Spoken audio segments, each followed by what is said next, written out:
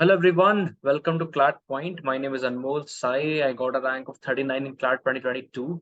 So today we'll discuss how to revise current affairs in the last stretch of preparation. This will be a short video. Just we'll see what are the things we need to cover in current affairs and how to revise basically the revision strategies in the last few days left, right? Few weeks to be specific, barely 1.5 months, right? Okay, let's get started. Before getting started, just one thing I wanted to tell you that you can join our courses, CLAT UG 2023 crash course, Vijeta batch. So you can get the link from the description. Next, the CLAT UG 2023 mock test also you can get at the rate of 2499. So that also the link is in description. You can check it out definitely. Okay. So coming to our topic, which months to cover in current affairs. Okay. So basically, as I said, first, post CLAT, that is June to December first week, that is the most important. That is non-negotiable. That is non-negotiable. You need to cover that at least. Okay. You're doing nothing, but this is the most important. You to least, that is the least you can cover. It is this first one. Okay. Suppose if you are done with this, जून से दिसंबर हो चुका है, ठीक है, तो अपन को जान से प्री क्लैट, जान से प्री क्लैट मतलब मई जून का टाइम जो क्लैट 2022 जो हुआ था, it was held on June 19th, right? हाँ, जून 19। तो जून 19 था, तो जून 18 तक, मई जून, that is first week second week अगर देखा जाए तो जैन जैन टू प्री क्लैट आपको कवर करना है if you are thorough with the first one.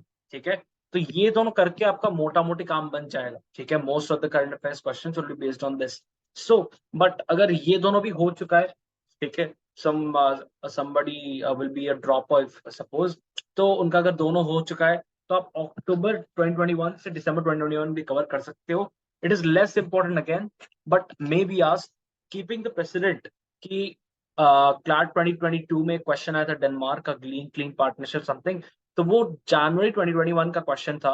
And अपन का एग्जाम था December, sorry, June 18th, right? So almost 1.5 years पहले क्वेश्चन पूछे थे। तो if you see, if you follow the pattern, we can say that कि 1 साल से पहले से ही पूछ सकते हैं, बट स्टिल 1 साल तक स्टिक करना है।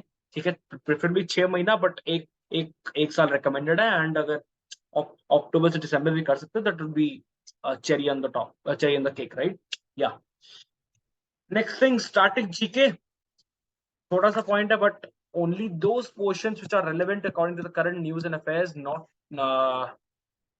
that only needs to be covered. And randomly कुछ नहीं करना है कि हिस्ट्री पढ़ रहे हैं, ज्योग्राफी पढ़ रहे हैं, पॉलिटी पढ़ रहे हैं। ठीक है, this not a UPSC exam और एनी बैंक और एसएससी एग्जाम। सो आपको बस उतना ही कवर करना है, as it said at the topic says current affairs including GK. It means current affairs related to GK. ठीक है, तो अपन को उतना ही कवर करना है। ठीक है, ज्यादा नहीं करना है। ठीक है, तो बस फॉर एग्जाम्पल अगर इंडिया चाइना है, तो आई विल जस्ट की जितना भी उससे रिलेटेड सीपेक हो गया, वो सब चीजें जो पिछले बार हुई थी। ठीक है, उसके बांगडुंग कॉन्फ्रेंस हुआ था, उसके बाद देन द पंच शील्ड्स, द पंच मॉरल agreement the India sign, 1995 agreement, ये सब चीजें कवर करनी चाहिए। ठीक है, 1962 वॉर। ठीक है, तो वो सब चीजें कवर करनी चाहिए। ठीक है, तो उससे ज्यादा मत करना कि 1800 से पीछे पीछे कर रहे हैं। ठीक है, वो जरूरी नहीं है। ठीक है, revision strategy, the most important thing today, main agenda. पहला चीज, 2 फेजेस में करना है। ठीक है, before every mock and last 40 days में कैसे करना है। ठीक है, बिफोर एवरी मॉक, जो कि आपको अब तक आई एम अज्यूमिंग कि आप करते आ रहे हो, अगर नहीं कर रहे तो अगले जितने मॉक्स उसमें इंप्लीमेंट करो। Every mock you give from today onwards, उससे पहले आपको कम से कम 6-7 घंटे, 8 घंटे एट अ स्ट्रेच रिवाइज करना है करंट अफेयर्स, जितना भी कवर कर सकते हो। दैट्स नॉट अ बेंचमार्क, आपको इतना ही कवर करना है, बट जितना कवर कर सकते हो उतना करना है। ठीक है, before every mock you need to cover the last month और द लास्ट 2 मंथ, जितना कवर कर सकते हो उतना करो। प्रिफरेबली जितना कर सकते हो उतना करो, जितना नोट्स बनाया उतना करना चाहिए। लिमिट उतना है, मतलब हाईएस्ट लिमिट उतना है। ठीक है, तो इतना तो करना ही चाहिए हर मॉक से पहले।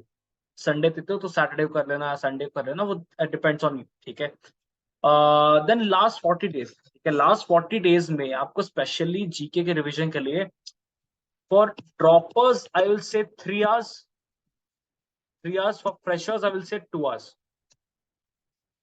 इतना रिवीजन में टाइम जाना चाहिए अभी फिलहाल, ठीक है। 38-39 डेज बचे हैं आई गेस, नहीं हाँ उतना ही ऑलमोस्ट बचे, 40 डेज के आसपास बचे, राइट, 40-47 डेज बचे शायद, हाँ 40-45 डेज बचे, 45 डेज, ठीक है। तो उतना में लास्ट में I guess you need to cover at least 2 hours to 3 hours GK, that is bare minimum. So 5 से 6 टॉपिक का रिवाइज, ठीक है, 5 से 6 टॉपिक आप रिवाइज करो, ठीक है।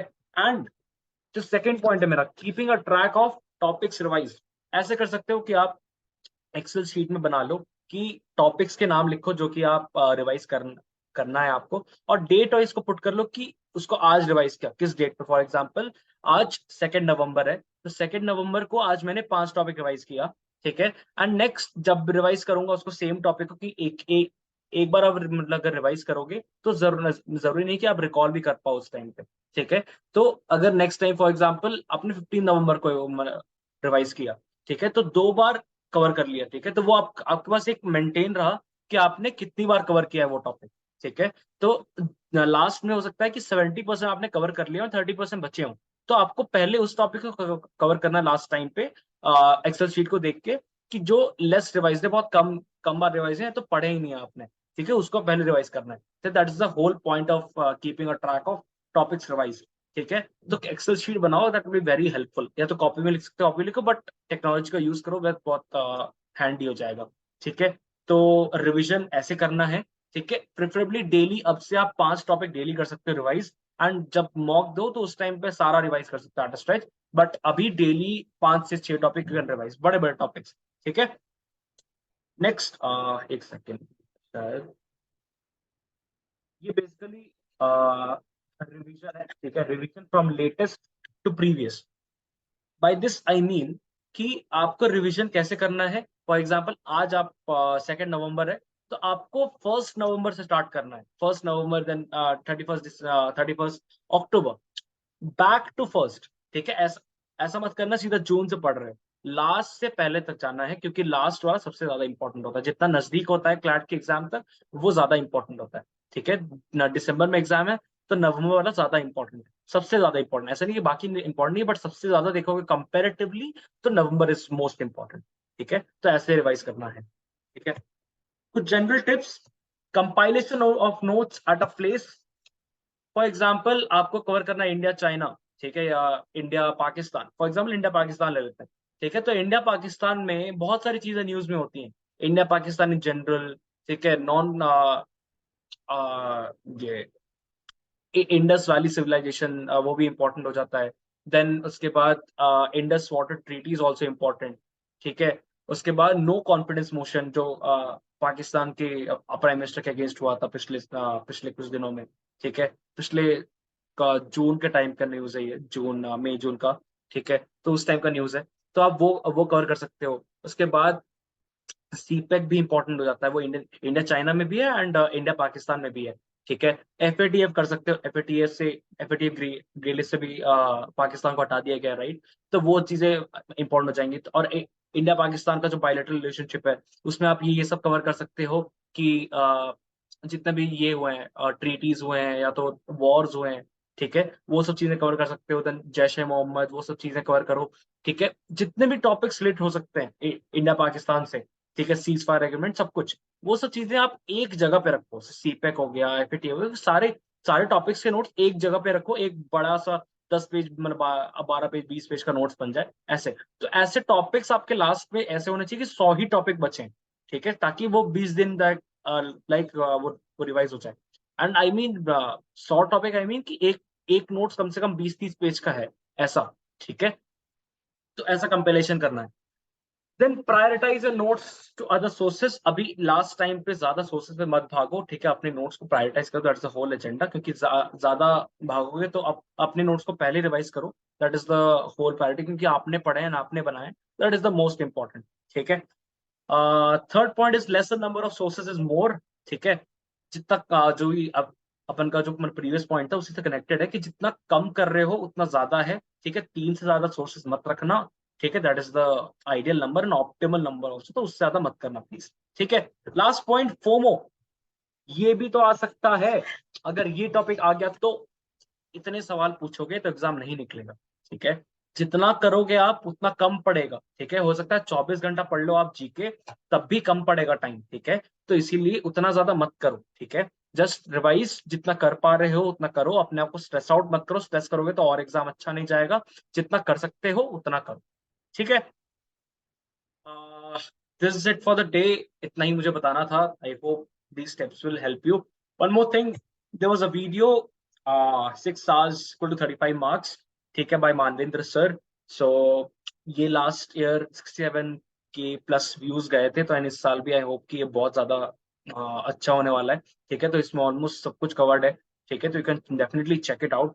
ठीक है, the link is in description. ठीक है, so thank you guys, that's it for my side, bye my side. ठीक है, आज खत्म करते हैं। Thank you so much, bye bye, thank you.